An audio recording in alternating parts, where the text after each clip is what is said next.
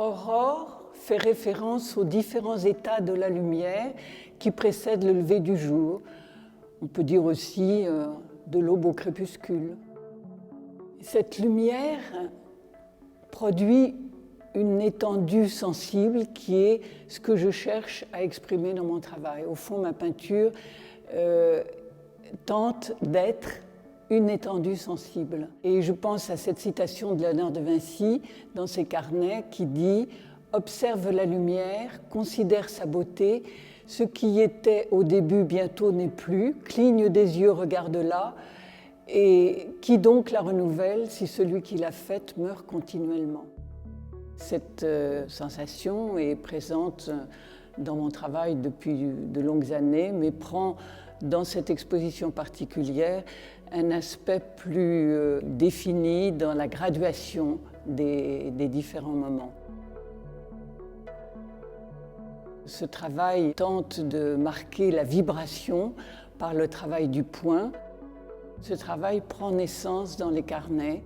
Dans ces carnets, j'établis les proportions des tableaux, le fait que le tableau va se trouver en polyptyque, diptyque ou triptyque, le choix du support, est-ce que je vais prendre une toile brute, enduite, pas enduite, la dimension bien sûr, mais aussi le choix des couleurs, la manière de répertorier les couleurs qui vont définir la graduation de la lumière, leur superposition, puisque je travaille par couches successives. Et donc, dans mes carnets, je définis la disposition de ces couches, couleur par couleur, généralement en privilégiant la graduation la plus forte, la plus sombre en quelque sorte, dans la partie supérieure, par rapport à la partie inférieure, qui est plus claire, de façon à étirer la couleur vers le haut, et également en largeur. Je dis étirer en ce sens que c'est une sorte de référence, encore une fois, à la lumière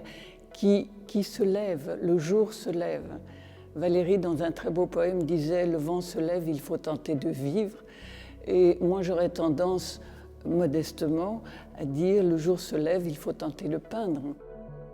Les carnets permettent justement cette familiarisation avec l'intériorité du travail, de quoi il procède.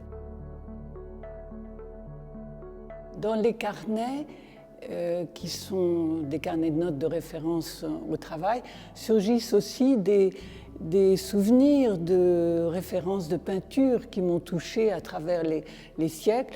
Bien sûr, les néo-impressionnistes, impressionnistes, néo-impressionnistes, et je pense bien sûr en premier lieu à Seurat, Cros bien sûr, et Monet.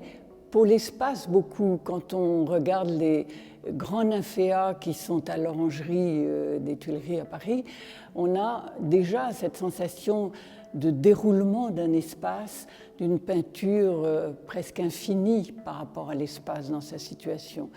Donc ces références me portent aussi dans mon travail, mais des références parfois plus reculées dans le temps, comme la peinture renaissante ou la peinture byzantine, qui m'ont apporté aussi, au-delà des bleus qu'on peut trouver chez Giotto, dans d'autres peintures de cette époque et de la période byzantine notamment, le rapport à l'or.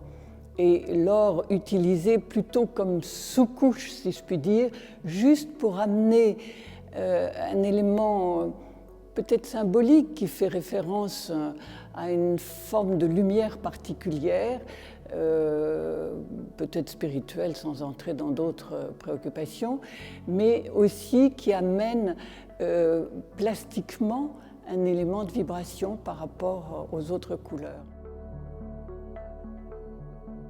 Parallèlement au tableau, je développe un travail de dessin à la plume, à l'encre de Chine, avec des pointes très fines.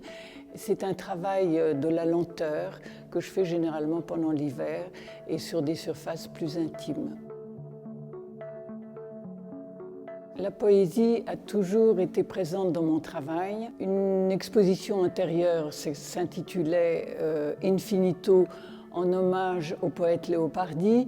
Une autre exposition s'intitulait Pluie d'or, à la suite d'un livre que j'avais fait avec le poète Michel Deguy, Maurice Benamou ou aujourd'hui Anne de Staël.